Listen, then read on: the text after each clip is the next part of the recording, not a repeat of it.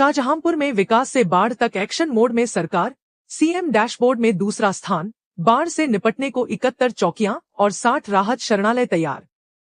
शाहजहांपुर जिले में विकास योजनाओं की प्रगति, सरकारी सेवाओं, कानून व्यवस्था और संभावित बाढ़ की तैयारियों को लेकर शनिवार को प्रभारी मंत्री नरेंद्र कश्यप ने अधिकारियों के साथ समीक्षा बैठक की। उन्होंने अधिकारियों को स्पष्ट निर्देश दिए कि योजनाओं का लाभ पात्र लोगों तक पहुंचे और किसी भी आपदा की स्थिति में प्रशासन पूरी तरह तैयार रहे। सीएम डैशबोर्ड पर प्रदेश में दूसरा स्थान। समीक्षा में सामने आया कि शाहजहांपुर सीएम डैशबोर्ड पर प्रदेश में दूसरे स्थान पर है। कई विभागों और योजनाओं में ग्रेड ए मिलने पर अधिकारियों के प्रदर्शन की सराहना की गई। वहीं ग्रेड बी और ग्रेड सी वाले क्षेत्रों में सुधार के लिए प्रभावी कार्य योजना बनाने के निर्देश दिए गए। प्रभारी मंत्री ने विद्युत, कृषि, आवास, मनरेगा, स्वास्थ्य, शिक्षा, पशुपालन, मत्स्य, समाज कल्याण, सिंचाई, लोक निर्माण तथा महिला एवं बाल विकास सहित विभिन्न विभागों की योजनाओं की प्रगति जानी। 15वें वित्त आयोग में ग्रेड बी तथा फैमिली आईडी और मुख्यमंत्री सामूहिक विवाह योजना में ग्रेड सी की स्थिति पर भी विशेष ध्यान दिया गया। लाभार्थियों को वितरित किए प्रमाण पत्र। विकास भवन सभागार में विभिन्न योजनाओं के लाभार्थियों को प्रमाण पत्र वितरित किए गए। शादी अनुदान योजना के 15 ओ लेवल एवं सीसीसी कंप्यूटर प्रशिक्षण योजना के 20 और राष्ट्रीय पारिवारिक लाभ योजना के 5 लाभार्थियों को प्रमाण पत्र दिए गए।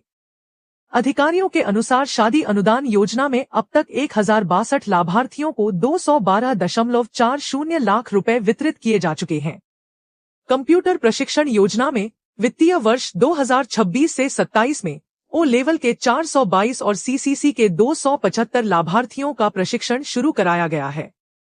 राष्ट्रीय पारिवारिक लाभ योजना में 175 लाभार्थियों के लिए 52.40 लाख रुपए स्वीकृत किए गए हैं। प्रभारी मंत्री ने योजनाओं की जानकारी अधिक से अधिक लोगों तक पहुंचाने के लिए कैंप लगाने के निर्देश दिए ताकि कोई पात्र व्यक्ति लाभ से वंचित न रहे। बाढ़ से निपटने के लिए प्रशासन तैयार। संभावित बाढ़ की तैयारियों की भी समीक्षा की गई। सिंचाई विभाग ने बताया कि आगामी 1 सप्ताह तक जिले में बाढ़ का कोई जोखिम नहीं है। इसके बावजूद अधिकारियों को सभी संसाधन तैयार रखने के निर्देश दिए गए। जिले में 71 बाढ़ चौकियां और 60 राहत शरणालय चिन्हित किए गए हैं। राहत शरणालयों में करीब 40,000 लोगों के ठहरने की क्षमता है। इसके अलावा 11 पशु शिविर चिन्हित किए गए हैं, जहां करीब 5,000 पशुओं के लिए व्यवस्था की जा सकती है। बचाव कार्य के लिए 80 नाव और 15 मोटर बोट चिन्हित हैं। जिले में 20 गोताखोर, 7 मेडिकल टीमें, 30 चिकित्सक, 60 पर्यवेक्षक और 131 कर्मचारी तैनात किए गए हैं। आपदा की स्थिति से निपटने के लिए एक एनडीआरएफ टीम और पैक की 1.5 सेक्शन टीम हनुमत धाम पर प्रीडिप्लॉय की गई है। वहीं 100 आपदा मित्र प्रशिक्षण प्राप्त कर चुके हैं। बाढ़ प्रभावित 14 गांवों में बाढ़ सुरक्षा समितियां गठित की गई हैं। राहत किट, नाव, मोटर बोट, शेल्टर होम की लॉजिस्टिक व्यवस्था और लंच पैकेट की व्यवस्था के लिए टेंडर प्रक्रिया पूरी हो चुकी है।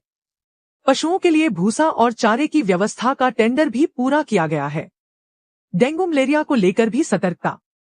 मौसम को देखते हुए वायरल डेंगू और मलेरिया जैसी बीमारियों की आशंका के मद्देनजर स्वास्थ्य विभाग को पर्याप्त दवाएं रखने और सीएचसी पीएचसी का नियमित निरीक्षण करने के निर्देश दिए गए। जल भराव वाले क्षेत्रों में निरोधात्मक कार्रवाई और जन जागरूकता अभियान चलाने को भी कहा गया। कानून व्यवस्था में भी सुधार। पुलिस विभाग की समीक्षा में बताया गया कि जिले में हत्या के मामलों में 41% की कमी आई है, जबकि लूट की कोई रिपोर्ट दर्ज नहीं हुई है। धर्मांतरण से संबंधित मामलों में भी 90% की कमी दर्ज होने की जानकारी दी गई। प्रभारी मंत्री नरेंद्र कश्यप ने अधिकारियों और जनप्रतिनिधियों से जनता के बीच जाकर योजनाओं का फीडबैक लेने पर जोर दिया। उन्होंने कहा कि बेहतर रैंकिंग को बनाए रखते हुए कमजोर प्रदर्शन वाले विभागों में तेजी से सुधार किया जाए। उन्होंने कहा कि वर्तमान में बाढ़ की स्थिति सामान्य है, लेकिन संवेदनशील और पूर्व में प्रभावित क्षेत्रों में व्यवस्थाओं का नियमित सत्यापन जरूरी है। किसी भी आपदा की स्थिति में राहत एवं बचाव कार्य तत्काल शुरू करने के लिए प्रशासन पूरी तरह तैयार रहना चाहिए।